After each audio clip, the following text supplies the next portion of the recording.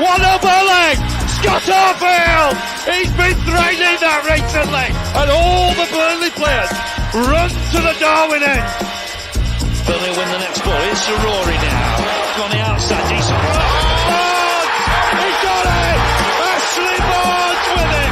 What a cross from Rory! And there was Ashley Barnes! And Burnley leading the derby. Obviously quickly finds Benson in space at the byline. Can Burnley get a goal here? Back for Brownell. Saved by the keeper. Burnley won it to the end. That is magnificent. They deserve that. On it by Fulton Teller. Off for a hat-trick. He's got it. Hat-trick for Nathan Teller. Oh, he's on fire at the minute. 3-0 Burnley. It's Nathan Teller's day. And Burnley are 3 up here. Fantastic derby. Here's Benson. Can he go on the outside? Comes inside. Top shot. Oh, what a goal. Manuel Benson once more. That is top class. Burnley have done it. Fantastic. Clarets deserve the championship title. They've been the best side throughout the campaign. Burnley have won the second tier. What a fantastic achievement. The players have been magnificent.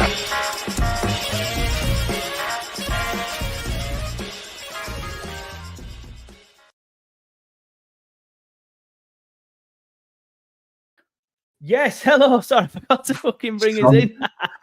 The first full-time show of the season. You can tell I'm rusty. But yes, hello everybody. Welcome back. The first full-time show of the season. And as you can tell by the smiles on our faces, we're all in a good mood, especially Sam. He's in a better mood as he was the other day. Although he has already put a disclaimer in saying, I weren't even in a bad mood. It was just pessimism coming out. I'm always pessimistic at the start of the season. I'm like, I think we'll finish 16th. But, now we're going to finish first. 100%. We'll get into all that. We were absolutely fantastic yesterday. I'll start with you, Sam. How are you doing, mate? You all right? Yes, mate. I'm not bad at all. Not bad at all. The mighty Clarets have won 4-1 at Kenilworth Road. We've got Liam. We've got Joe. We're all here. We're all ecstatic. Oh, what a time to be alive, eh? What a time. What a time to be alive. We're all here apart from Neil. Commiserations to the Neil fans. He is currently on holiday, I think. But yes, Neil, hopefully you're watching. If not, hopefully you're listening by the pool tomorrow. And Liam as well. A big grin on your face. How you doing, mate? I'm absolutely fantastic, really. I do love that for the intro. There's not a single clip from last season in it. So I think that indicates what happened last campaign. I mean, what could I do? Oh, and Burnley have beaten Sheffield United. Like, who cares? Well, Neil's gone. I think that's partially due to Vincent Kompany now leaving. So he's now got not much to talk about anymore. So it got good vibes ahead of us. Definitely, mate. Definitely. Keep your comments coming in. We're going to get straight into it, though, because it's positive, and I want to keep the positive chat going. Sam, we'll come to you first. What were your thoughts on the game? You said it yourself in your words. The Clarets won 4-1 at Kenilworth Road, 3-point road, as I like to call it, because we win there every single time we go there. But yeah, what a result. Obviously, you were a little bit anxious about the season, understandably, before the game. Yeah. Some other fans were. Some EFL experts were saying Burnley will finish 9th. Burnley might be lucky to finish in the playoffs. Luton will win it. We've gone to Kenilworth Road. We've absolutely dicked them. We've made a statement win. What a day. What are your thoughts on the game, mate? For me, mate, that's the main thing is the statement win. I think it is a statement win. I think it's said to all the naysayers and all those pundits and podcasts that we won't bring up very much this year have said that we are going to finish at different levels in the table, but no one's put us in their top 2. That has firmly solidified to me, especially because I can see Leah smiling. We're going to win the league. No, I'm joking. I think the thing for me is it all came from we came down and instantly we've got the best squad. That was the only thing I thought. We've got the best squad. It'll be us and Leeds, and that'll be it. And then all these other opinions started to form. It wasn't enough to sway me from the fact that I thought we were still going to do well. But there was a part of me that was thinking, Well, there's so many people now saying that we don't have the squad for it. And there's so many people saying we're going to finish, between 6th and 9th. To the point where I was just like, well, it is Luton first game of the season. And I didn't expect us, I thought we'd win. I said it on the previous podcast. I think we'd win 2-1. I didn't expect that. And all that's done for me is show that Scott Parker was the right appointment. He was the manager to take over from Company. And I didn't see a dramatic difference in the style of play. I thought the only thing that I thought was better was the press was so much more organised. The press up the pitch, the balls out from the back, they were risky in certain areas, but it worked. It seemed like the players knew where they should be, what they were meant to do. I think to a man yesterday, we were just fantastic. You could not name a single player that did not fit that team. James Trafford was better with his distribution, maybe a bit iffy in the first 10, 15, but he was better playing those balls into midfield. Lucas Perez, unbelievable. Fantastic. What a signing. Yeah, signing really of the season so far. Signing of the season so far. 2 assists, first game, absolutely brilliant. Centre-backs, class. Connor Roberts came back into the team like he'd not gone anywhere. Midfield, well. Brownhill dropping deep. We all said it. We don't think he's a 6. We don't think he's an 8. Played brilliant yesterday. Those 2 wingers, though, man. I mean, oh wow. I mean, that front 4 is just ridiculous. The entire front line. Do you know what it was for me? It was that first ball into the far left corner. And I'd seen everybody else saying like, oh, but I've watched the Cadiz game and Koleosho has not missed a step. I only watched a little bit of the Cadiz game, so I didn't see that first ball into the corner and Koleosho ran at 147 mile an hour straight. Ridiculous, weren't it? Unbelievable. The guy has not lost it at all. We've got the best squad. Fast. It's crazy, mate. And the thing is, like, we haven't had this for a full year. So this is just really, really nice to come back. And I saw somebody put it on Twitter the other day.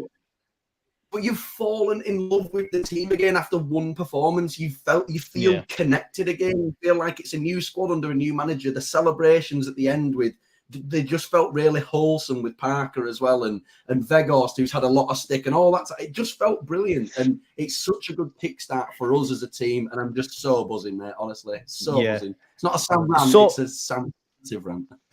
There's so many things that you mentioned there that I do want to talk about individually, but we'll get into it. Obviously, Weghorst, Trafford, Perez, Scott Parker. One thing I want to mention as well, you mentioned that the style of play weren't too different, and it wasn't. But we obviously, the main difference I saw yesterday was the adaptability.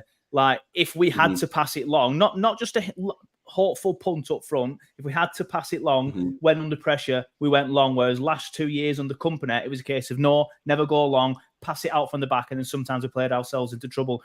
I felt yesterday as well, when they pulled it back to 2-1, I felt like last year we'd have crumbled and we'd have drawn that match or lost that match, whereas we sat up, backs against the wall, and grabbed the game by the scruff of the neck. That was the thing. We had bollocks yesterday, we had a backbone yesterday, and we had the adaptability to play in a different way when we needed to.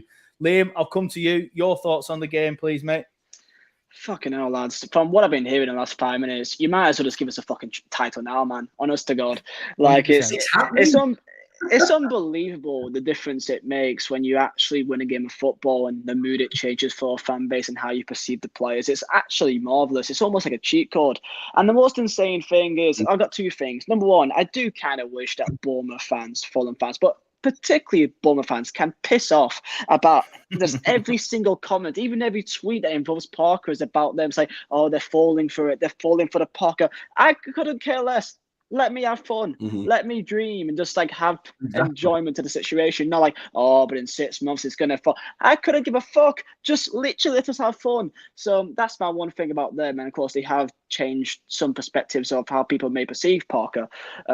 So long may this continue with hopefully him proving him wrong. But the most incredible thing that I'm thinking is particularly the fact that there's so many players that didn't even play or was involved last night that you'd imagine would still be fantastic players for our team.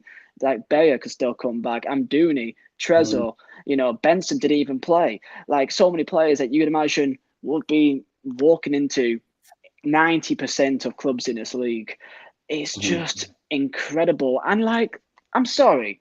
Did I see Wout Weghorst come on the football pitch for under Scott Parker? Not only did you in the see him come on the Championship football or pitch, 4-1 he down. was smiling.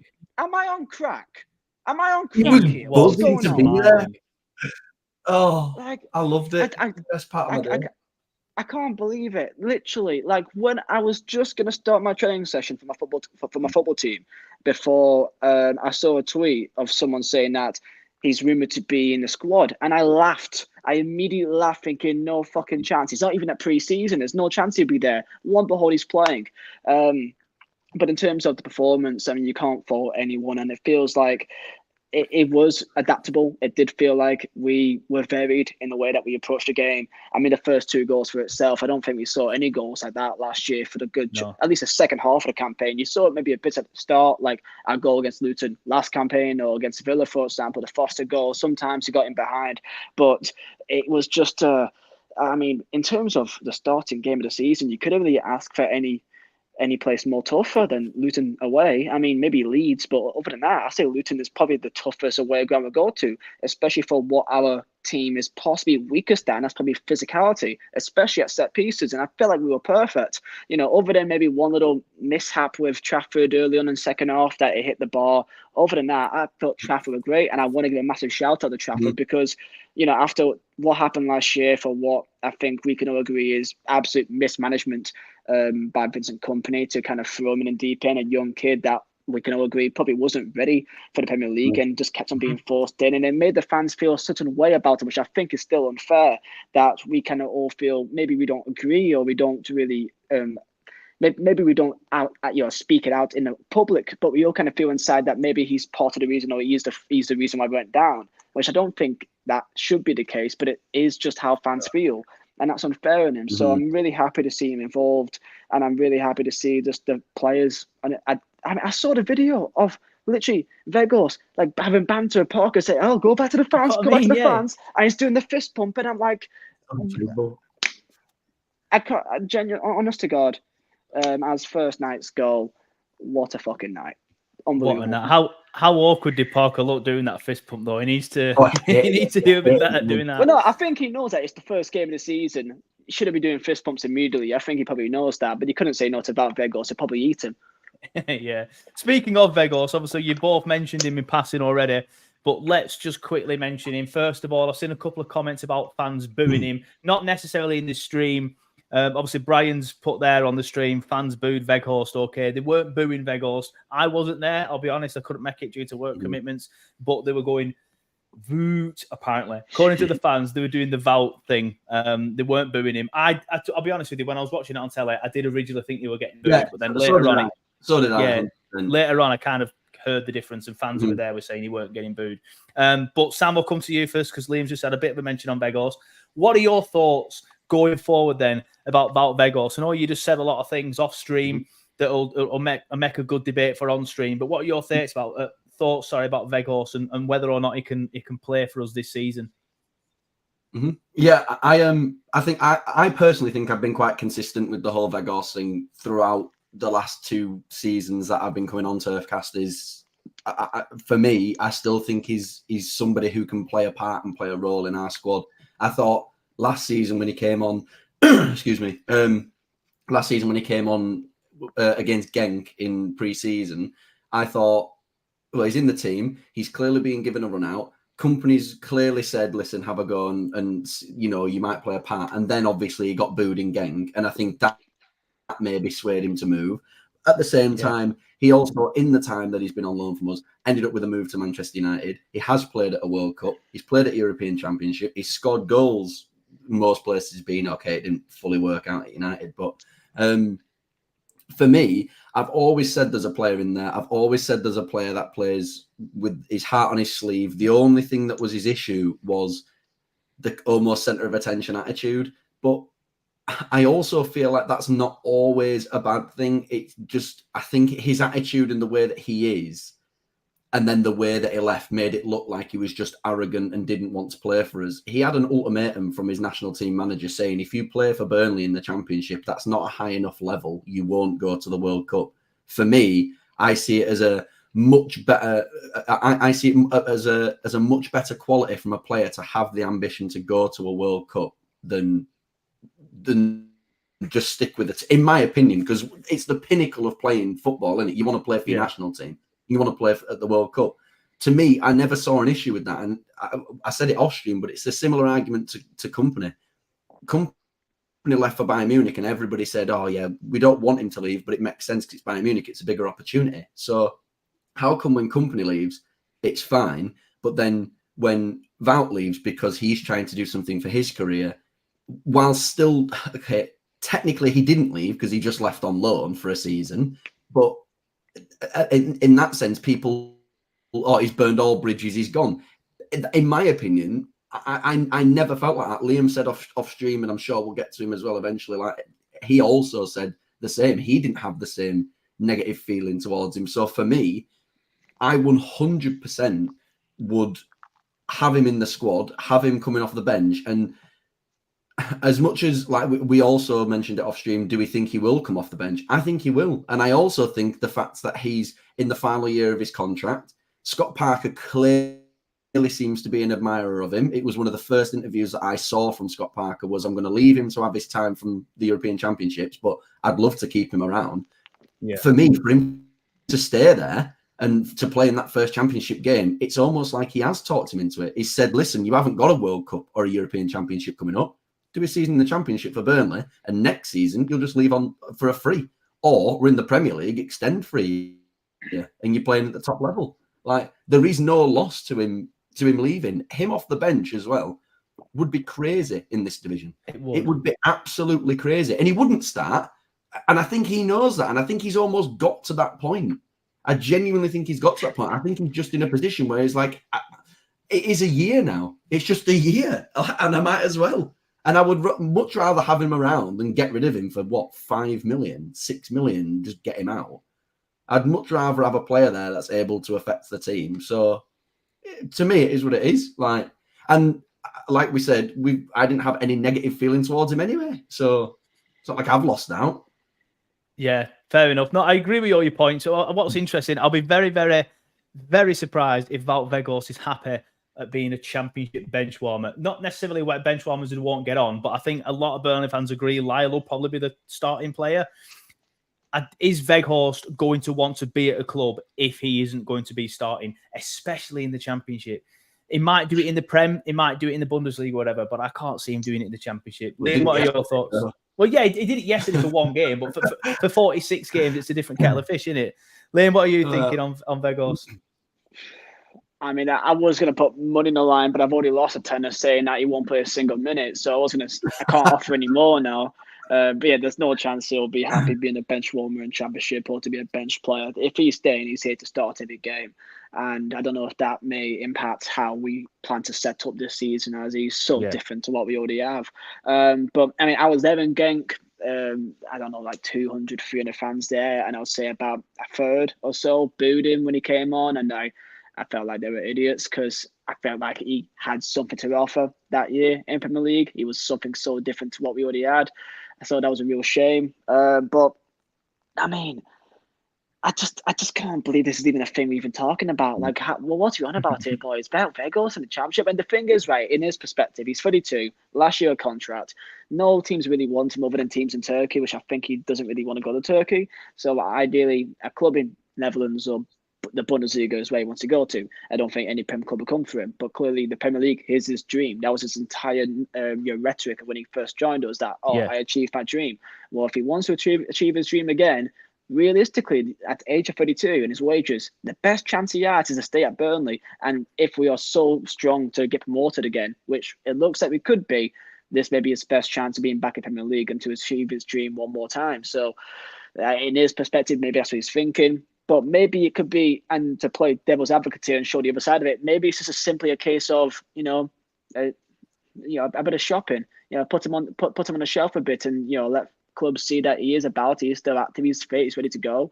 Maybe that could be the case of a James Trafford as well. Maybe that was a bit of, I was going to say that. Just whack him on the shelf so that he's available. You can see him, because Trafford didn't play a single second in that Cadiz game, and that was kind of seen as, okay, maybe there is something behind him going to Newcastle or Chelsea or whatever. So maybe that could be a factor. Maybe it could just be whack him on a shelf and see if any clubs buy it, really.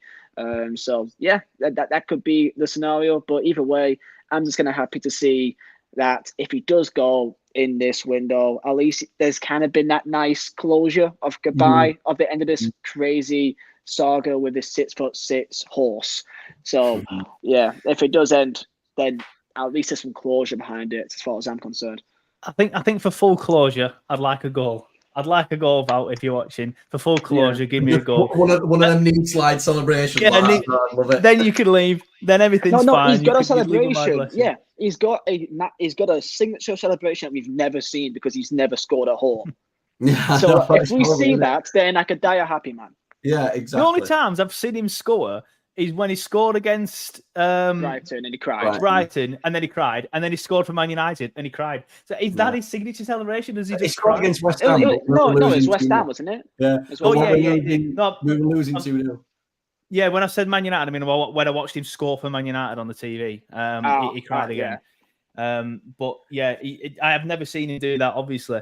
But yeah, it's interesting. It's interesting to see a lot of fans change the tune. It's interesting. Like, I've come round to it now, and I sat here like I was never really pissed off with him for doing it, but I did feel a little bit disloyal. I understand it wasn't, but I don't know. When somebody actively leaves you in the club, it left a bit of a sour taste. I do agree. Going back, there's nothing he could have really done, and a lot of people have spoke about the club's agreement, and that's fine. But I, for one, am the ficklest bastard in the world. I'm more than happy for him to stay for another year, even if he leaves on a free. But I also wouldn't if the club got 7 million for him, for example, and then as a comment said earlier in the stream, and it gives like Hunt Andre some more minutes, or even Jay, for example, who I still think could do half a job in the Championship, then so be it. I'm happy either way. And I was buzzing to see him on the sheet last night, and even happier to see him come on, if I'm honest with you. So I'm happy either way with it. Another one who could be on a redemption arc, James Trafford. Sam, I'll start with you. Thoughts on Trafford's performance last night? And again, do you think this is another one that ends up staying at the club? Or do you think, as Liam said, which I think I agree with this one for Trafford, it's a bit of a shop window sort of thing, like, look, this guy exists, come and buy him, please, sort of thing? I think so. I don't mean any disrespect to him in general. I've said it before. I will back any Burnley player that puts a Burnley shirt on. Yeah. But obviously, when you play 25 games and we're in one of the worst positions you've ever been in a Premier League season, whilst we also understood that the manager was to blame for keeping him in there, you are also in there. You don't have to make the mistakes that you do over and over again. If anything, you'd try and not make the same mistakes over and over again, and you seem to make the same ones all the time. Last night was really very much a better performance from James Trafford. I thought the feeling that I think we got from him as well was like the celebration for the fourth goal. Like, he seemed very much with the squad. He seemed very much with the squad, and he seemed very much not on his own, and not in his own I'm the best goalkeeper in the world type bubble, which I felt like, it's my own personal opinion, but I just felt like he had that aura around him. Like, he genuinely was fantastic, but he did keep making the same mistakes over and over again. I think his distribution was better. I think at the start of the game it was a bit iffy, but I think it got better throughout the game. The balls through to midfield were brilliant. The only thing that I think with Trafford, and I do agree with Liam, is the same thing. Like, he's been played in the game to show that he's on the shelf and available for a transfer. You can't forget the comments that they were liking at the start of the season, in my opinion. He was liking comments about leaving Burnley and joining other clubs at the start of the season. He seems like a player who still actively is looking for a move away that hasn't ended up transpiring. Now, if he's still a Burnley player come the end of the transfer window, and if he's in the starting lineup against Cardiff, once again, he's still going to be a player that you back. He's still going to be a player that, you know, you want to have in goal, because he does have good qualities. I think the manager definitely pushed him into this, the former manager really did push him into a situation. I really do think that. And I think, do you know what as well? The more I've watched the documentary, the more my opinions changed on him last season. But that's another conversation. But I think Trafford in the game, like I say, I think 110%, I think he's proven that he is still in around the squad. He's shown himself to the Burnley fans, which is, absolutely brilliant. And like you say, redemption at 100%. I'm always here to be proven wrong, and I love being proved wrong. But until I know that he's here come the end of the transfer window, then that's when I'll be like, there's going to be some skepticism. Because this is the thing, like, and this is the conversation we had the other day when we did the podcast. And again, it's still like you're still riding this high from this fantastic win, which we are, but we also still don't know where that squad's going to be come 3 weeks. Like, we've already had the links with Dari yesterday, who everybody thought was absolutely unbelievable. He got a man of the match performance, scored a goal, could have had 2. And now he's like nailed on very close to signing for Brentford. Like, we don't know what this squad's completely going to look like. So I think that's also a part of it. But like I say, I'm always open for Trafford to prove me wrong and kick on this season and become Burnley's number 1. So yeah, I am really happy for him as well, because I think he needed to do that for the Burnley fans to kind of say, all right, he is still here. And then like I say, for the celebration to the 4th goal, fair enough. Like, you care. And you care that we've won 4-1 and you are part of this squad. And they're things that you like to see as a fan. So, yeah, I'm really happy with that. Yeah. Liam, your thoughts on Traff and his performance yesterday? I mean, I think I'm the same as everyone else here, really, in terms of as long as he's here, he's our player, he puts on the shirt, he walks out on the pitch, then we give him fully our backing. And I would love to see a world where you can have a complete redemption in terms of the eyes of the fans. And I also feel like he also has a certain view to the fans because of what happened last year. And I think he is still a bit, scarred by that in terms of how he views a section of the fan base, unfortunately, because he is a young kid and he probably takes it personally, which I don't really blame him, really. So he wants to prove people wrong. And hopefully that can really just fire him up to actually do so, really. And he's got the perfect opportunity to. He's playing for a club that is the top 2, top 3 best clubs in the league. And in terms of yesterday, I don't think he had really even much to do. I can't even remember him making a save or 2, really. I don't think he made any mistakes out from the back, passing-wise, from my memory. And he missed that cross as well. I was getting into that. That he made one mistake with a high claim, which, to be fair, could have quite easily led to a goal. And if that went in, it would have been. When it hit the bar, weren't it? Yeah, it would have been 2-2. So, like, again, one mistake is all it takes, and that one mistake in Premier League will be, as it cost us so many times. So in Championship, you can't get away with it. So when it comes to Trafford, as long as he's still our player, I back him. I'm still a bit 50-50 in terms of would he still be here or not. I'm pretty sure Newcastle still really wants him. As far as I'm aware, Newcastle really wants him, and I think it's a case of Newcastle needs to sell a player to get the funds to actually, like, it's something about FFP that they would want him, but they got to sell a player to really bring him in. And I think I heard a link by Miggy Almiron could be making a move, so that could maybe speed things up in the next week or so. So again, as long as he's here, I back him. He's our player, and I think there is some quality right there. And to see again him celebrate with the fans, with the players in that 4th goal, it does also give me a bit of closure. Again, like Weghorst, if things does indeed end up a way that we kind of initially expected of him leaving in the summer. So yeah, that's kind of where I sit with Trafford, really. And I still think he's a young kid, and I still think he's got a lot. Yeah, exactly. He is. He's still a good goalkeeper, so I'm happy with him either way. Yeah, fair enough. I think for me, similar sort of points. A lot of people have been criticising him for his ability with crosses yesterday. Other than that one that he spilled, admittedly, you shouldn't be spilling one. But other than that one, he did quite well with them all. I think the frustration comes with a lot of fans is that he punches them rather than catches them. But that's a modern thing. That I have a friend who's young lad is a goalkeeper, and he's taught to punch. I think it's just the way that in the modern game they taught to punch more than catch these days. Whether you agree with that or not, that's a different thing. But I just think that's the way he is. I felt like he dealt with them pretty much very, very well yesterday. And other than that, he didn't do really. He kicked a couple of passes out early on, but I'd rather him doing that than doing what he did at Crystal Palace away last season, where he got Brownhill sent off, and against Blackpool, that was Muric, weren't it? The other one. But I'd rather him be doing that. So I thought he played well. I agree with Liam. He's still young. He's still got a lot of developing to do. I've had a lot to say about Trafford in the past. I've never hated on him too much, I don't think. I've just said how I feel. And I do feel like he was making too many mistakes last season. And it was not the reason we got relegated. I agree with that, Liam, what you said earlier, but it was part of it. And I feel, but it wasn't his fault. He was hung out to dry by the previous manager. I think under a better manager who's better at man management, which I think was Kompany's biggest downfall, I think he will do well.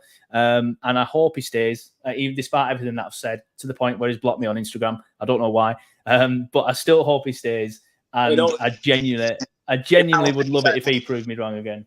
What's that, mate? It now all makes sense why you hate him so much, mate. I get it. I don't get it because I've never actually commented anything on Instagram. I just went on Instagram once to sort of like someone put, look at what Traff's put on Instagram or something. So I'm looking for it. I'm like, why can't I find him on the TurfCast account? So now to see James Trafford's post, I have to go on my personal Instagram account, which I won't mention on here because then he'll probably just go and block that anyway. No. But yeah, I like the guy. And mate, please block him just to make me laugh. That'd be really funny to see. Big shout out. Sorry. What's the big issue as well at Trafford is that we've had pretty much near perfection of goalkeepers for the last near decade with Heath and Nick Pope, which like they are so used to. Not a single mistake, near perfection. Like they are so dominant in the air, Pope especially, but even Heath as well, and commanding their box perfectly. That was definitely Heath's most important aspect. So like we're comparing him to near perfect goalkeepers. That was the foundations of our club for a near decade. So he's got a pretty tough. I guess you may say Muric is his nearest comparison, but Muric is older as well, though, isn't he? But Muric made probably just as many mistakes as him, especially in that first start of the championship campaign. I mean, everybody saw him in Premier League up to that point, and yet, guess what? He still made mistakes. He was better at passing at the back, but he made back-to-back mistakes that really probably cost us going down as well in Everton against, even was the other game? Brighton. So, like... Brighton went underneath him, Yeah, so it's just one of them that, like, we've had such near perfection of goalkeepers that it's just got such a hard... in the eyes of some Burnley fans, you just can't get better than Pope or Heath, really. Yeah, I genuinely believe Trafford will go on to have a very good career, and I've always said that. I just felt like he was out of his depth last year, but he wasn't the only one. Big shout out to Andy Brown, who sent us 99 stars on Facebook. Thank you for that, Andy. Really do appreciate the support. Liam, I'm going to come back to you again quickly. Perez. Debut for Burnley last night, competitive debut for Burnley last night. 2 assists. Great performance, weren't it, for him? I mean, it's incredible what happens when you play a left back, isn't it? It's so incredible. Like we've been begging for a left back for, 2 seasons now, or 2 transfer windows now, and it's just remarkable to see a left back that he doesn't look as dynamic as Ian Martin, but he looks probably a lot more composed, especially defensively compared to Ian Martin. But in terms of a debut, you can't ask for any more than that, really. I mean, I felt like he was very... He made not even one error, I don't think. Not even one error. Like, literally, really good performance. Really happy to see him. He gelled very well with his back four. Stayed in line. No mistakes. Very perfect performance. And 2 assists. I mean, the corners, a great whip into the front post. And the first goal, I mean, Jesus. I mean, it's just perfect ball behind. And I think all of us, probably even the players, were probably very surprised in how easy that really was.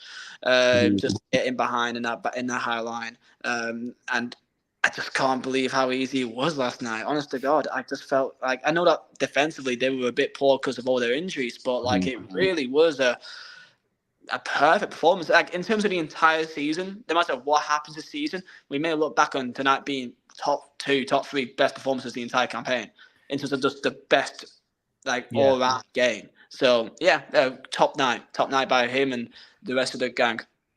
Yeah, I did see a couple of... There were mainly praise, obviously, for everybody on Facebook last night, but I did see a couple of comments yesterday saying that he nearly looked a little bit suspect defensively, but I do remember a couple of times where he nearly got taken on, or there was one point where he nearly got turned inside out, but both times he recovered, and he recovered well, and that's all you can do.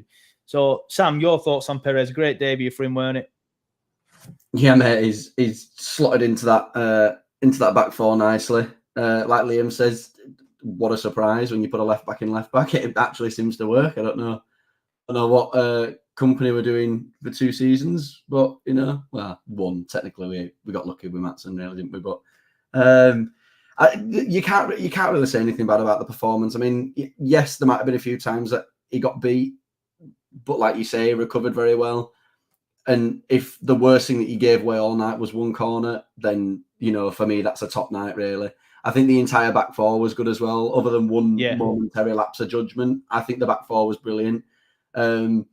I think to give the same level of praise to Connor Roberts as well. I thought his days at Burnley were gone after that Leeds move. I thought he'd had 2 shots at the Premier League, and I thought now might be the time where he thinks it's time, and where Burnley think, okay, he's got his level. But he came back into that squad, and he was absolutely immense. I think they both deserve all the credit. That back four deserves all the credit as well. I think they were all immense, but I mean, what a signing for £2 million as well. And it just shows to me as well that this new agenda with scouting players continues to work again. You do not have to look in the same, you don't have to find a footballer using binoculars out your window and just find a player from around where you are. You can look elsewhere. There's players all over the world that, and all you need to do is have good scouts and a good scouting network to find them.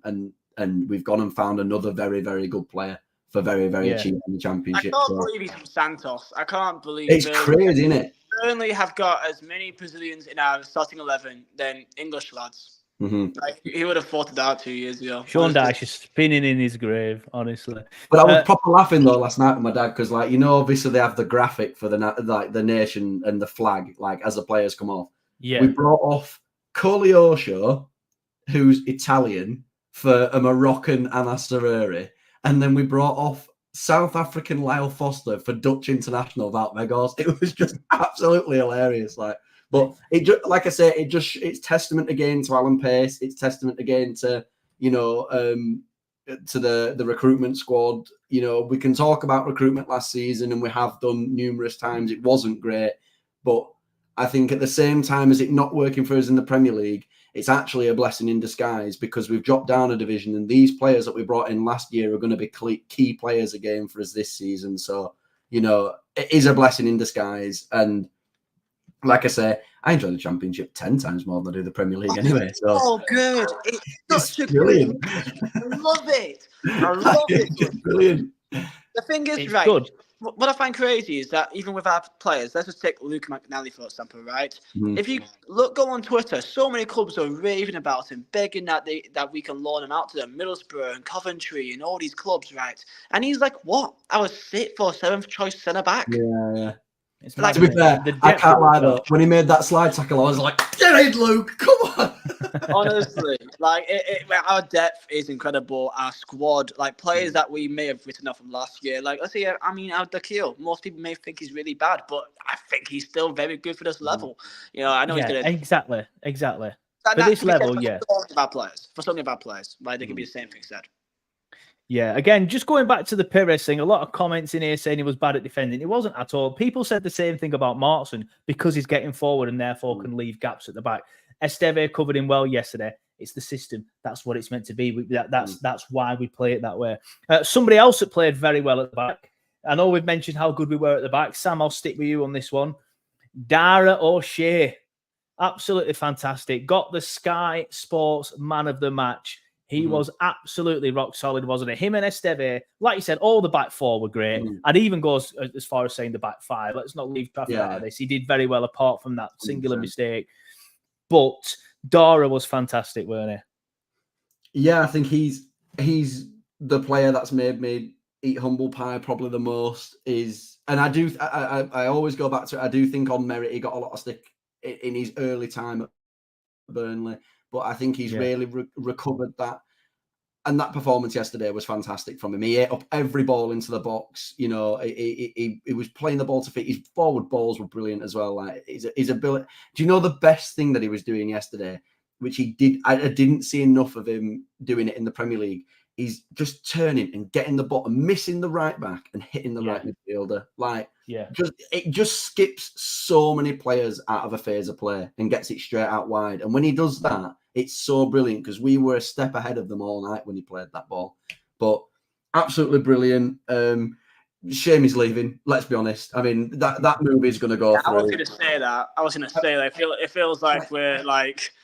No, it's like we're saying he's going to be a player for us. Like, it's a great performance, and I do think it is a loss. But I also think we're quite deep in the centre back position, and I also think from reports we're going to make more money than the £7 million that we spent. So if that's within, let's say, £12 million, you can buy a good centre back in this division for 4 or 5 mil.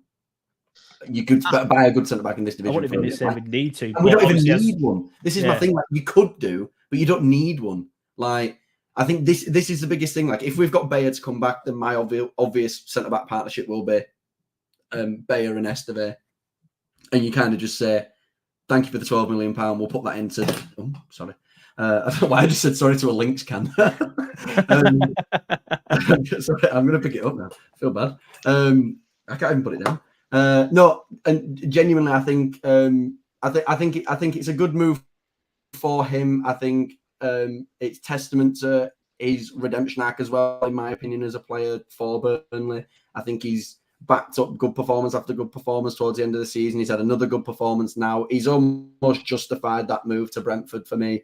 If we can make more money on it, I think it's a win for us because of the depth at that position. Whilst I'd much rather keep him, I still think we're in a position where we need to replace Sander Berge a little bit more. And if we get a good fee for him and some money for Dara O'Shea, we could very easily go out and, like Leeds are trying to spend £15 million on Jonathan Rowe and they're worried that they don't have the money for it. We'd have that money in abundance. We could throw 15 million at a player in the Championship. We won't, but we could. If we make 50 million quid over 2 players and we really need a centre midfielder, we've got a really good chance of being able to replace players that we really need. But with that centre back room, oh wow! Like, do we really need to bring someone in? Because the players that we have on display to come back, like Al Dakil's another name that you don't even throw out there. Ekdal, all right, he's made of glass, but he's a good player. Like, these are all players that played very well the last time we were in the Championship. A lot of people like to hate on Al Dakil, but he was class the last time we were in the Championship. You've not even said Bayer yet, by the way. There's also Jordan Bayer. It's because we know that Bayer's class. Everyone knows that Bayer's class. The only problem with our depth would probably look good in this league. That's what I just said. Like, we have no idea. Might look. We know what Delquar plays like. We know what Delquar plays like in a Premier League system at left back, playing a position he doesn't play. Yeah, we don't know if Delquar's actually a very, very good centre back. He's probably a good centre back for the Championship. Honestly, the thing is, is that like with O'Shea, I think if he does go, then we're gonna have realistically right now only Esteve and McAnally as our only actual fit centre halves right now. So I think that may lead to us wanting to go and make a signing. And as far as I'm aware, we saw John Egan is a link. I think because of his Achilles injury, a real serious one, it may not be available. Like from what I've heard, he's really like not ready right now because he's not had any real preseason. I heard a link of Joe Worrell from Forest. That's just a link that I heard. Do you know what? But I also heard that link, and I've always said, I don't know why. I think it's when we got linked. When did we get linked to him? Was it like 2015, 2016 we got linked to them? Him and Henry Lansbury. Yeah, we got linked to him all the time. I've always said we will at some point see Joe Worrell in a Burnley shirt. Whether it's when he's 26 or whether it's when he's 32, he will play for Burnley at some point. There's no smoke without fire, and the guy has been linked to us every season since the dawn of time. Well, that Parker loves Nat Phillips, so that's probably not even impossible to think of either. No, I don't think it's a bad idea. I think you mentioned Worrell there, Liam. That is definitely 100% somebody that we're looking at. I'm surprised that it's out there, but I've seen it myself. Mm-hmm. It's 100% a name we're looking at, and you're right about Egan as well. He's looks miles off it in training, apparently. So I'm surprised we're looking at other centre-backs because of the depth that we've got. But as we've mentioned, it's probably there's only 2 fits and a halves right now. Yeah, right now, if it was to go. It was a worrying sign, as much as from an attacking perspective and from a football fan perspective, it's obviously very, very fun to have loads of attackers on the bench and see that attack and you're like, we're going to score goals tonight. And then we've got players who can also score more goals from the bench. It's quite a worry that the only defender that we had on the bench was Luke McNally. Like, in the nicest possible way with regards to the depth. Like, but then again, at the same time, that won't be an issue in, let's say, 3 or 4 weeks' time, because we've got Sambo to come in. We've got, you know, all these centre backs still to come back. Bayer's still going to make a comeback at centre half at some point. So yeah, I mean, for me, we've got a fantastic setup. My only issue now is I don't want the squad to get obliterated. I don't mind 2 or 3 outgoings if they're easy to replace, but I do not want to hear I do not want to see come the end of the transfer window like Trafford's gone, O'Shea's gone, Berger's gone, Odebear's gone, and then there's still like Weghorst may go, Trezor's going to go. And I know we didn't expect all of them to play a part anyway, but for me, I think it just changes the squad dynamic as well. Like 100%. Like, you know, these like Berge. Okay, we've heard from Parker there's an injury. There might be a part of that, but you know what managers are like, and you know what football's like. A lot of it's to save face. The bloke's had a link with Man United and does not want to get further injured anymore. He's probably fine to play, but he doesn't want to. If he has had a progressive injury, he doesn't want to get himself injured before a move to Man United, which is fair. You can back that up, but like we know. Like, if Berg goes, we're going to get at least 20 million. Realistically, it could be 25, 30. Like, that's what we're holding out for. So if Berg goes 25 mil, and we just saw a midfield of Cullen and Brownhill last night look perfectly fine. It's a good looking team. Then that's I'll sleep relatively fine. Just O'Shea, I will be sad if he goes, because to me he just looks more like a Ben Mee each week. Because like for a person that doesn't look that tall, he just gets his head onto everything. It's frankly annoying, because I wish I had that in my game. But it's just if he does go, I'll be quite annoyed. But whoever is at Brentford in that recruitment team, they must fucking love us, because they got Ben Mee and Nathan Collins, and now could have O'Shea. They must just see Burnley as just the epitome of defensive prowess, basically. Yeah. But I think that way.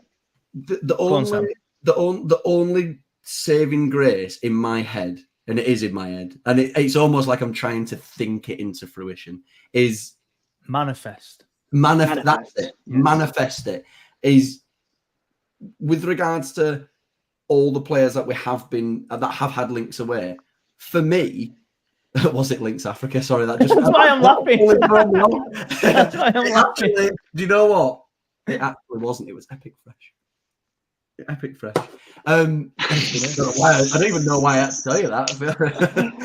Cheers for that, lad. Yeah. Anyway, should we end it there? No, I think with regards to the players that, you know, we have had links away and we're a little bit like, I really wouldn't want them to go. We saw it with Leeds last year. It happens in the Championship. Some players, when you sign a 4 or 5 year contract, and like we can go back to last season, I still remember when we were in the January transfer window and when we thought we really need players in. You know, I really genuinely thought that, and I heard it through Twitter and all the links that we were having, was everybody wanted a relegation release clause, or they wanted some kind of clause in the contract to get them out of relegation. That was the whole point. These players that signed in the summer, they didn't have that. So we're not in a position where we have to sell Odebear. He signed a 5-year contract because no one thought that he'd get any game time. And if he did, he wasn't going to perform in the way that he did. We don't have to sell him. It's the same with Koleosho. We don't have to sell these players. I also don't think they strike me as players that are going to kick up a fuss if they don't, you know, get a move. You know, no one's going to say. They're both 19, aren't they? They're both 19. I don't think they need to right now. That's what I mean. And a season in the Championship as well, like we've talked about it already. You've seen what that does for Somerville. Like, you've seen what that's done for players so much in the past. If you take a drop, Kieran Dewsbury Hall is a very, very, very good player, right? He dropped into the Championship and he's gone for £60 million to Chelsea. You tell me Dewsbury Hall's a £60 million player. Of course he isn't. But he's got to move on merit to a big club because of his time in the Championship. Exactly. Because he was seen as the Championship's best player.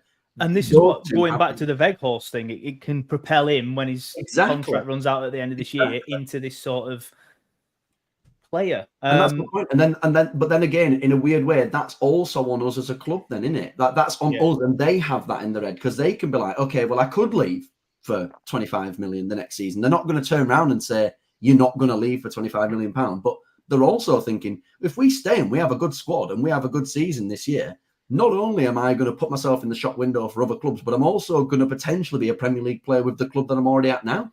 I'm better off staying here for a year and really selling myself. And then next season, I have a decision to make whether or not I join Aston Villa to play Champions League football next year. I'm preempting that they're going to be good again. Or we turn around and we say, it cut us losses. We didn't get promoted. That is what it is. We didn't do our job, so you can go. It's interesting as well. I've just put a comment on the screen because he's asked it a few times. As Platinum Darts TV, great YouTube name by the way. If you could pick your two wingers, who would you choose? I'd go for Luca and Odebear. I like Odebear in the 10, and they thought of him in the 10. But them two on the wings in the Championship. And the reason why I brought that comment on as well, because like I said, he's asked it a few times, so I wanted to answer it. But it brings me on nicely to a point about some of the players that we're selling, because both of you then, lads, both said, if we lose 2 or 3, we can cope with that. I think we're all resigned to losing Sander. I think we're all resigned to losing O'Shea and Trafford as well. I think we can cope without them 3. And then maybe Weghorst if he goes as well. And I think if we got... Yeah, and maybe Amdouni. Yeah, well, this is it. But this is my point. So now we're getting into 6 players there. So this is the point. At what point? Because we don't want to decimate the squad, as we said. So for me, Sander, let him go because it's Man United and he'll obviously want it. O'Shea, let him go. As good as he was last night, he deserves to be in the Premier League on merit. And if Brentford are as interested as Mike McGraw says they are, which I believe it's not as close as he's trying to make out that it is, but that's a different debate. Let Trafford go because Newcastle, and then Weghorst. Then Four. If they go, we can cope without them. But then if you start losing Luca, Wilson, Esteve as well, Amdouni, forgot about Trezor, so let him go. That won't affect us. But, and then, I don't know, maybe even Leeds come back in for Connor Roberts. So I've just seen a Leeds fan in the chat, who is very nice, actually. All Leeds TV says, very much a statement win last night. Good luck with the season, lads. Thank you, mate. I'll say the same to you, but I wouldn't mean it. No, I'm joking. Hope you Good lose every game you play. Yeah, good luck to you as well. Just finish below us, mate. But this is what I mean. Like, at what point does it become too many players leaving? Liam, I'll start with you. Sander, O'Shea, Trafford, yeah, let them go. We can cope without them. Weghorst and Trezor. And then that would make the money that we need to make from getting relegated, because we expect players to leave on relegation because we need to make money back and players want to play in the Premier League. Then 4 or 5, that's fine. Then if you start losing Luca, Wilson, Esteve, that's too much for me. I mean, I don't think we've heard any rumours at all about Esteve or... Maybe there was a couple very at the start of the window, weren't there? But they've all gone very quiet. Like Koleosho or Odebear, heard nothing. Amdouni, heard nothing. I don't think, unless they play really well. But we kind of felt last season, we saw this with Leeds, with like Somerville and Gnonto and Ruta, thinking there's no chance they're going to play. Yeah, there's no chance. There's no chance they're going to stay. But he all did. And I think that could be the same situation here, that it must be thinking, well, I mean, if let's say we go beat Cardiff, we go... What's the next game after Cardiff? Is it Pompey? Sunderland. I know we played Pompey early on. Sunderland. No, then Bastards. Bastards is 4th game, isn't it? And then Leeds. And then Portsmouth, I think it is. Yeah. I think it is. So, let's say if we win, a couple more games, then, I think they'll probably stay because they know it'll be a fun ride after all. But, yeah, we've got so many players in this entire squad. We've got to let go of some players. We have to. It's just inevitable. And because we did spend, how much was it in the end? 100 mil, 120 million quid. It's a lot of money. Yeah, so, I mean, of course, that isn't all in one goal. Some is going to be in installments, absolutely. It's not just all in one lump sum for most signings. But it's just a fact of, we've got all these players. Some have to go. Berg, if he sells for 20 mil, 25 mil, great, sure. Made some good money. I think we bought it for 12 mil anyway, around there. O'Shea was around there. Was O'Shea 8 million or something? 7, 8? 7, I think. 7, 8. So he's selling for 15 mil. I mean, I would like to get a little bit more because of our situation, but I wouldn't lose sleep over it. I mean, I'm surprised that Amdouni is still here, really, because I think he's an exceptional player. I think he's one of our best players, personally. So if he could be also in that number 10 role. Yeah, he's so good. Yeah. I think he has so much to offer. So if you used to say to Darts, because you said if you wanted Odebear and Koleosho as wingers, that suits me because I would want Amdouni to 10. Yeah. That's what I would want. And then oh my god, it's just honestly, you could have Obafemi exists. Yeah, exactly. Obafemi too. Redmond, Aaron Ramsey. Aaron Ramsey's still here. It's probably an extraordinary player for this. Have you ever seen a squad as stacked as this?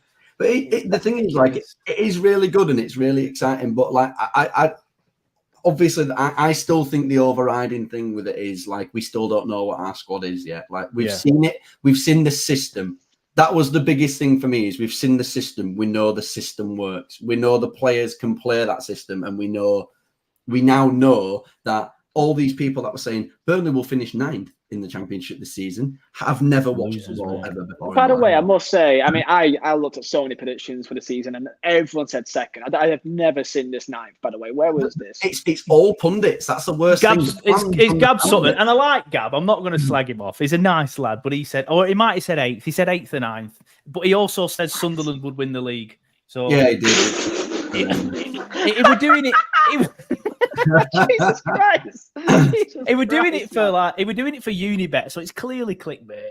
But it's still fun to beat him with that stick. Every prediction I saw was 2nd. Every prediction I saw was 2nd because people just get to put us first. Second tier had us 4th, which is understandable. I can understand. But they also put Scott Parker as the 15th best manager in the league. Right. That's why.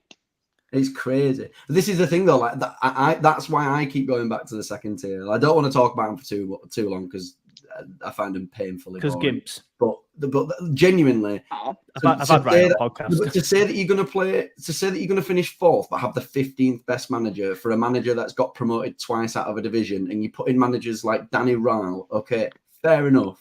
He won 4-0 the other day. Ryan Law was above him, mate. Ryan Law was above Scott Parker. Ryan Law was above him, but Danny Ryle, right?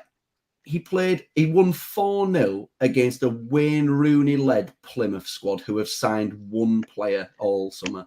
To be fair, I think they will continue that with though. And they played well. And I also said the other day, didn't I, that I think they're going to be one of the surprise packages in the league this season. But having him after just scathing relegation last year, okay, fair enough. Like they had a massive turnaround when he came in. Brilliant. You still only finished 2 places out of the relegation zone. How on earth you can say that somebody is ahead of a manager that's been promoted from the division that they're both in is madness to me. It's just crazy. People just have this thing about Parker mainly because they think people just don't like posh people. Maybe they just think he's too posh, because people don't like how Tories. He looks. People just like Tories. People just think he's a Tory. I think he's great though, mate. I think it's that. He's funny. The only one thing that I can pick up with Parker, though, when I listen to his interviews, is that he always seems to go back down to earth every time and I know then there will be a bump in the road and it will get tough sometimes, so we've got to stick together. And he, even though we just won 4-1, halfway through, so yes, but there will be a bump in the road. We're going to stick. That's what it really matters. And it's like every single interview is always about eventually there will be a bump in the road. And I don't know if that's just him covering because he's been burnt so much in the past by Bournemouth of when they stuck with him, and then when one thing went wrong, they then cut ties. So maybe it's him still maybe at Club Brugge as well that he was basically biting the arse of that. I was Flyover Fred's just put it in the chat. I was literally going to say the exact same thing about. He's literally the most cockney geezer I've ever seen speak. Yeah. He's literally so cockney. Like when you said posh, then I was like, he doesn't seem very posh to me. Scott Parker. I don't know. It's posh compared to what we have at Birmingham. It's the northern thing, innit? Anyone with a southern accent's immediately posh, innit? But they're not really. Yeah, he's bombered whatever his jacket was. It's $1.5 grand. It made me laugh, right? That's why I called him posh, mate. It made me laugh because because it had a small shaped. Everyone's like, "Oh, that's a nice Burnley jacket. I'm going to go and have a look at the." I'm like, "That's not a Burnley crest." And then people started digging it out, saying, "Oh, bloody hell, it's like 50." Everyone's like, "Oh, I can't wait to go and get that from Club Shop." You won't back that in Club Shop, mate. Doesn't even exist. Club Shop's gone high end. This bloke wears a shirt with a cardigan on a daily basis. Don't fucking tell to me that he's not posh. That cardigan's a lot of money as well, by the way. That cardigan. I was going to say I'm not having that. Oh, he's not posh. He's cockney. He wears cardigans on a daily basis. Having money doesn't make you posh. Having money doesn't make you posh. Like, have you heard how he speaks? He's the most broad cockney person I've ever seen speak in my life. Yo, I'm not against him. I want to be a star in my club, but Christ Almighty. The thing is, I just think he's endeared himself to the fans a lot as well with last night's win. Like, I think he's told the naysayers and the people that said he doesn't deserve to be at the club and he wasn't everybody's first choice. Nobody ever disputed that he wasn't our first choice manager. But the second he was appointed, like, I wasn't sat there like, oh, not Parker. Like, surely there's someone better. Like, for me, obviously everybody wanted somebody like a Carlos Corberán or somebody like that, but when he came in, I wasn't devastated that he was the manager. And then we were also like the only reservations that we had was on the system. How is he going to take over this system from a Vincent Kompany led team with Vincent Kompany tactics and all these players built around Vincent Kompany's idea of playing football? How is he going to work? How's he going to do it? And he came in last night and he's shown how he's going to do it. He's tweaked it and he's taken out all the silly mistakes and he's fine-tuned what was already a pretty good system, in fairness. Like, the system wasn't bad when Kompany had it in the Championship, but he's fine-tuned it and given away. And like I say, for me, it was the playing out from the back, but it was playing in the right areas. I felt like in the Premier League, we just played in the wrong areas over and over and over again and never learned from it. We played it in midfield, and then there was never a fullback to play it to, or there was never a forward pass, or we never turned when we had the space and we went back into trouble. Last night, I saw none of that, and it was so nice to see after all the discussion on how we think it's going to go and all this type of stuff, and only seeing one real game at Cadiz, and obviously we played Leganes at the training ground. We didn't really know how it was going to transpire, and it just felt like we got that feel good factor back. You know, obviously the whole Weghorst situation coming on and him seeming happy about everything. Trafford running up the pitch for the 4th goal, celebrating. You know, Scott Parker celebrating through Weghorst telling him to do it, and then saying to the fans, I'm learning. And then all looking awkward, looking awkward. It's so funny. You get that feel-good factor back for the club. So we might be over-exaggerating the fact that, we've just won a game and we're all on cloud 9. But you also have to think, we watched 38-odd games last season, and we were horrendous for all of them. I think we won 4 or 5 games last year. We were rubbish. We watched awful football all season. We watched our team get decimated left, right, and centre, doing the same mistakes over and over again and talking about them over and over again. And this season is just going to be so exciting, and we've got exciting players. And yes, players will leave, and it'll be sad, but I trust Alan Pace and the vision that he's got going forward. I think Scott Parker's now got a lot of trust from a lot of the players and a lot of the fans. I can only see us kicking on further and really giving this league a really good go. And I'm looking forward to Saturday already now. I can only add just one little caveat to that, is the fact that the performance last night in terms of how our team would play against us may not happen like that very often this year. And it'd be kind of similar to how we were the last time, where more teams would drop back into a low block, into 2 banks of 4, and say, all right, try and hit us, mate. I think more teams very now. So this weekend against Cardiff would be much more indicative and much more of a sample. It's going to be a different game.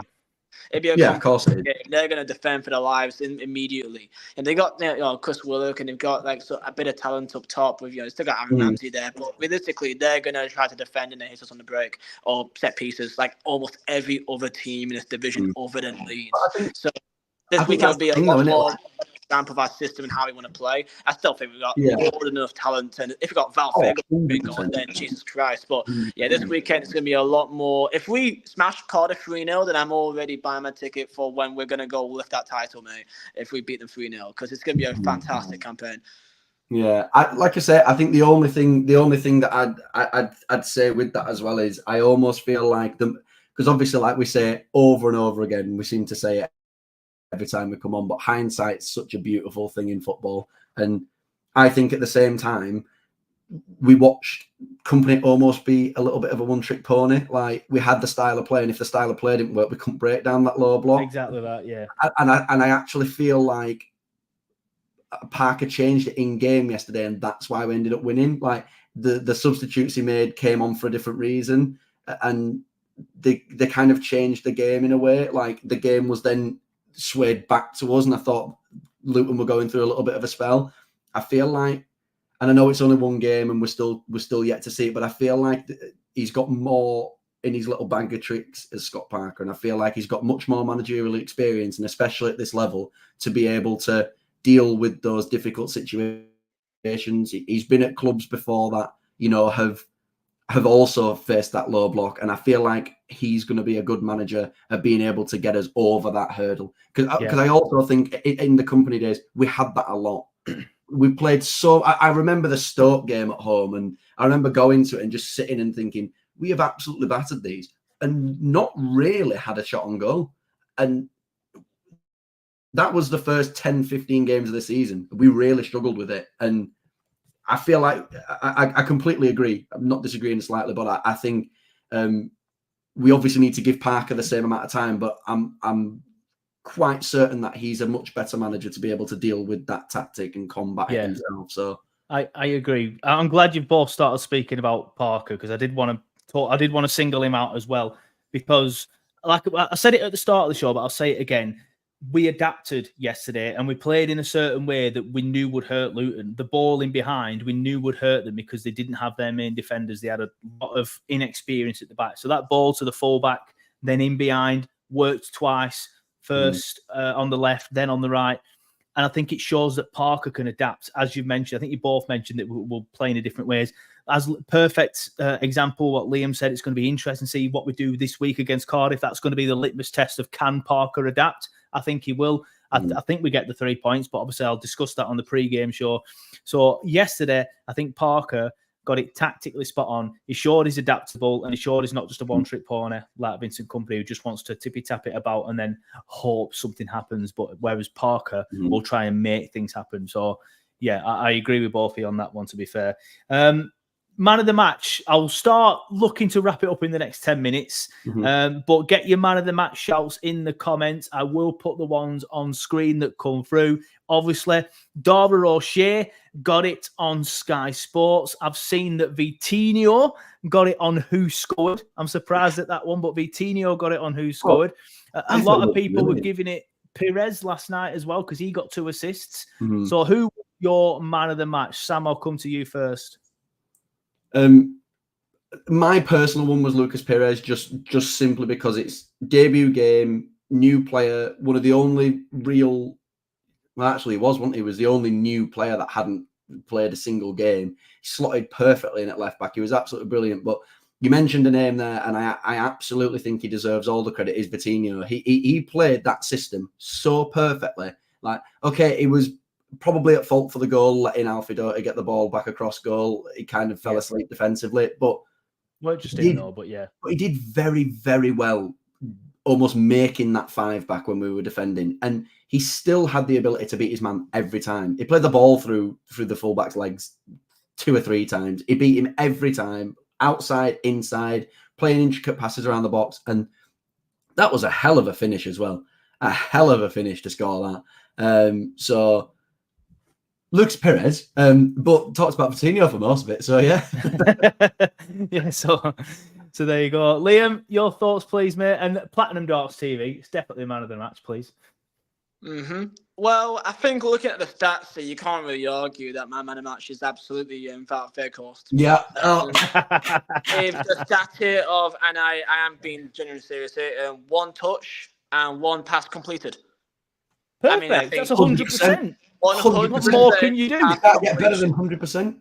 I know. So it's absolutely marvellous. I mean, I want to say O'Shea because of the fact it's probably his last game for the club. But you know what? I really want to give it to Vitinho. Mainly because when I saw that he was again going to be our winger, and I was there thinking, are we doing this again? You know, in the company, we're thinking, okay, but like we got all these talent. We got Benson and Zaruri. Like we're going to go with Vitinho as a winger, thinking, okay, maybe it could be a little bit, you know, not as exciting, but Christ almighty, he's getting better and better. And that chance here when he, on the right-hand side, he megs, I think, Doherty, and then cut inside on his left foot and narrowly almost went in bottom left corner. I mean, just that alone, the confidence just seething through him, and he's just like, he's going above and beyond in everyone's expectations, really. We just thought he'd be a backup right back and was a bit of a gimmick because he was Brazilian. Yeah. Got that Megs away at Wigan away, and we were all loving it. But Christ, he's really... And I always felt like it was actually a very good right back in terms of just defensively. I always felt like it was pretty good. But he's the full package in terms of his dynamism, his athleticism. He's got that energy which he offers, and I just cannot wait to see him go further because he's still youngish. I think he's like 24, 25, 24. Yeah. So I'm pretty sure he is anyway. So I'll give it to Vitinho, maybe because he just keeps on exceeding expectations. Yeah, fair enough. I think Vitinho was class. Perez was class. I'm going to stick with Sky though. I'm going to give it Dora. He was an absolute rock last night. I'm a little bit worried I agree with stacked at centre-back. You know what's interesting? I don't want to ruin the documentary for those who haven't, so I won't go into it too much, and that's why I haven't really discussed it yet. But there's a scene at the end, after we've been relegated at Spurs, where Kompany and Pace are walking back to the coach, and Kompany's saying, we need to trim the fat out for next season. You need to build the team around players like O'Shea and Cullen. So I'm a little bit worried that we sell him in that defence. Won't fall apart, but I think it'll be a chink in the armour. I think there'll be a chink in the defensive armour. But O'Shea, for me, I thought the guy was fantastic. Like Liam said earlier, the ball just seems to have a magnet towards his head, and he wins everything. He's so strong, so good in the air, and he's good with the ball at his feet as well. He could be the complete centre back. And to be fair, he's come on full circle, because I agree he showed spells in the Premier League, but he made too many mistakes, and we said that all the time. So Dara for me, 100%. I thought he deserves it. I will start wrapping it up any second now, unless the lads have got anything that they want to add. Josh Cullen was brilliant as well. Just saying. He's always, you're getting an 8 out of 10 from Josh. He's just such a consistent player, and like of all the players that we've mentioned, and obviously you've said about Kompany saying about trimming the fat. In my opinion, he's yesterday's news, so his opinion isn't really valid right now. But Josh Cullen, 100%. We've all said it, and we all said it last season. When he went out of the team, we were all like, okay, he's injured. He'll come back eventually. Didn't come back. Came back. Played really well. What a surprise. Like, you sent him in from the Championship season. He was brilliant. Player of the year. Yeah, really, Josh Cullen. Brilliant player. His distribution is brilliant. His effort's brilliant. He's forward thinking now, which I really like. It's one thing that I thought he lacked ever so slightly the last time we were in the Championship. I thought he was very good at getting it to the fullback, for letting them progress the ball. But this year he's playing the balls out to the wingers straight away, which was really good. And then first time balls, I thought when Ashley Westwood had left that we were losing them. That man has taken on that role of a first time ball over top. All we need is a Chris Wood to latch onto it, and we're sound. Like, unbelievable. We've got to vote for that, mate. Oh, there we go. What an upgrade. There we go. But yeah, fantastic show, lads. I've enjoyed that. We've just hit about an hour and 15 minutes. So like I said, I will wrap it up there. Sam, thank you for coming on. Liam, thank you for coming on. I appreciate both of you coming on. Liam, I appreciate you're not at the office as well, so I appreciate you coming on. But lads, it's been good. And how much better has it been, boys, to actually have a happy conversation on the full-time show? It's so nice. It's so nice to see you both and not feel like I just, we need to shout about everything. Like, we can just be really happy. It's really nice. It's mad in it. It's mad in it. One more thing, actually, as well, before we go, because a lot of people were saying, Sam, you said you were anxious about the league coming up. A lot of people were predicting us to potentially finish 4th or 9th. Are we going to win the league? Have you two now decided that we are going to be in the conversation to win the league? Champion. No. Stop. This is being Don't do a Liam. This is being so fucking clipped. No, I'm not doing it. No, do you know what? I still think promotion's on the cards, but I always thought promotion was on the cards. Yeah. I'm more after that performance with the statement win that it felt like against somebody who other people had put ahead of us. I'm hopeful for automatic promotion, but for me, promotion is the goal this year. However it happens, but promotion's the goal. I mean, let's be honest. Like, we all want to say we're going to win the league, but we just don't want to say it because we don't want to be laughed at on Twitter in like a few months' time. Let's be real here. In realistic terms, anything but top 6 is a failure. Mm-hmm. Anything but top 3, 4, in my opinion. It's just impossible to think of a world where we're not in top 6. It's just you can't even conceive it. So yeah, it's just a fact of let's just beat Cardiff and one game at a time. Sean Dye should be proud. The old cliche. Yeah, well, I will end it there. One game at a time. Let's get past Cardiff now. I think they're playing tonight. Let's get past Bastards. If we have 12 points by the time we beat Bastards, then we'll HMS Pistol League's coming out on Twitter. Happy days. Well, like I said, I'll end it there. We have just gone past the 1 hour 15 mark. So what I will say is, if you have joined the stream late, I know a lot of people do join the stream late. If you have, when I pressed end stream now on this and we're not live anymore, the video does stay on Facebook and on YouTube, whatever platform you're watching on.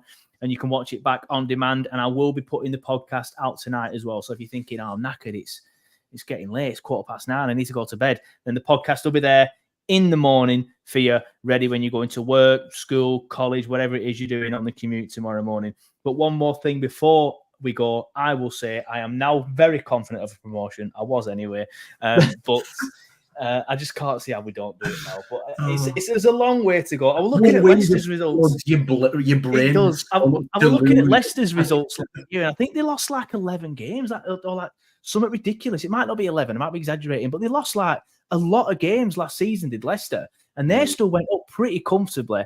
And I've based on one game, and I don't think the Championship's as good as people sometimes make out. I just cannot see how we don't go up. But you can clip it if you want and make me look like a dickhead in May. And we are all members of the Weghorst fan club. We are now. Liam, you could be the president. Sam, you could be the vice president. But yeah, like I said, thanks everyone for watching. Thanks everyone for listening. Thank you to Liam and Sam for coming on the show. I will be doing the pre-game show hopefully tomorrow. So hopefully it'll be out for members on the YouTube channel tomorrow evening and out for the rest of you on Thursday. But thanks everyone for watching. Thanks everyone for listening. And we will see you next time.